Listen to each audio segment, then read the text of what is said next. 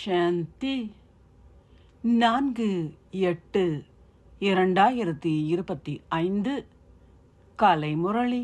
ஓம் சாந்தி. Pop தாதா, மதுவனம். சாராம்சம். இனிய குழந்தைகளே, பாபா உங்களை ராஜ மலர்கள் ஆக்குவதற்காக வந்துள்ளார். ஆகையினால் விகாரங்களின் துர்நாற்றம் எதுவும் இருக்கக்கூடாது. கேள்வி: விகாரங்களின் சகல சுவடுகளையும் முடிப்பதற்கு நீங்கள் என்ன முயற்சி செய்ய வேண்டும்? பதில்: சதா அகநோக்கில் இருப்பதற்கு முயற்சி செய்யுங்கள்.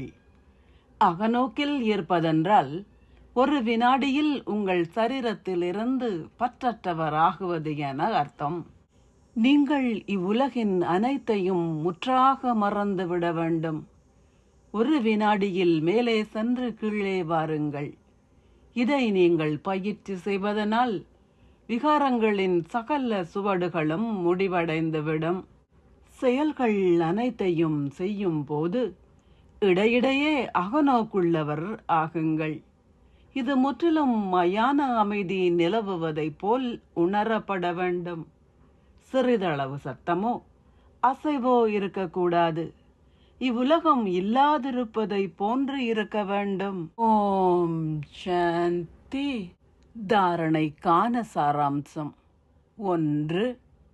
அழியாத இந்த ஞான செல்வத்தை கிரகித்து பின்னர் அதை தானம் செய்யுங்கள். இந்த கல்வியின் மூலம் உங்களுக்கு ஓர் ராஜ்ய திலகத்தை இடுங்கள். தந்தையை போன்று உபகாரியாகுங்கள். 2. உணவு பானம் பற்றிய அனைத்து முன்னெச்சரிக்கைகளையும் கடைபிடியுங்கள். உங்கள் கண்கள் ஒருபொழுதும் உங்களை ஏமாற்றாதவாறு கவனமாக இருங்கள். உங்களை சீர்திருத்துங்கள். உங்கள் பௌதீக அங்கங்கள் மூலம் எந்த பாவச் செயல்களையும் செய்யாதீர்கள். ஆசீர்வாதம். நீங்கள் சதா உங்களின் மனதின் சக்தியை அனுபவம் செய்து அதை எல்லையற்ற பணிகளில் ஒத்துழைப்பதற்கு பயன்படுத்துவீர்களாக. சடப்பொருளையும் தமோகுனி ஆத்மாக்களின் அதிர்வலைகளையும் மாற்றுவதற்கும் அவசியமற்ற இரத்தம் சிந்தும் சூழலின் அதிர்வலைகளிலிருந்தும் உங்களை பாதுகாப்பாக வைத்திருப்பதற்கும் ஆத்மாக்கள் பலருக்கு ஒத்துழைப்பை வழங்குவதற்கும் புதிய உலகிற்கான புதிய படைப்பை யோக சக்தியுடன் ஆரம்பியுங்கள்.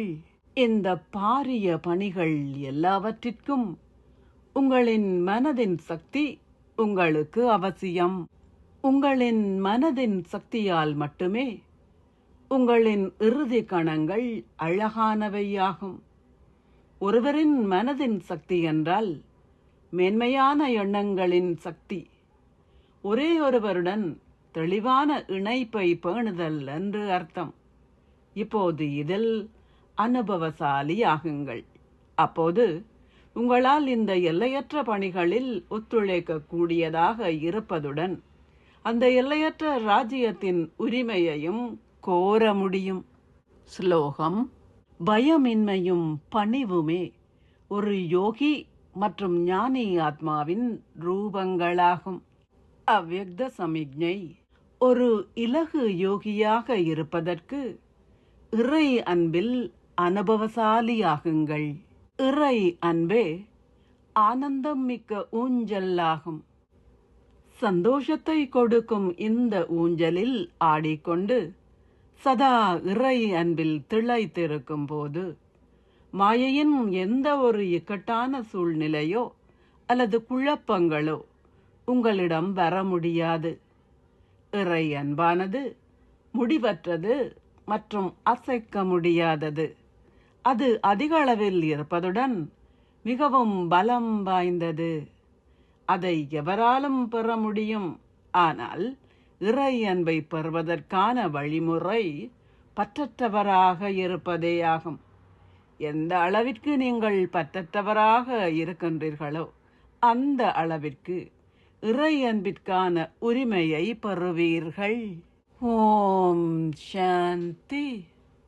நன்றிகள் பாபா.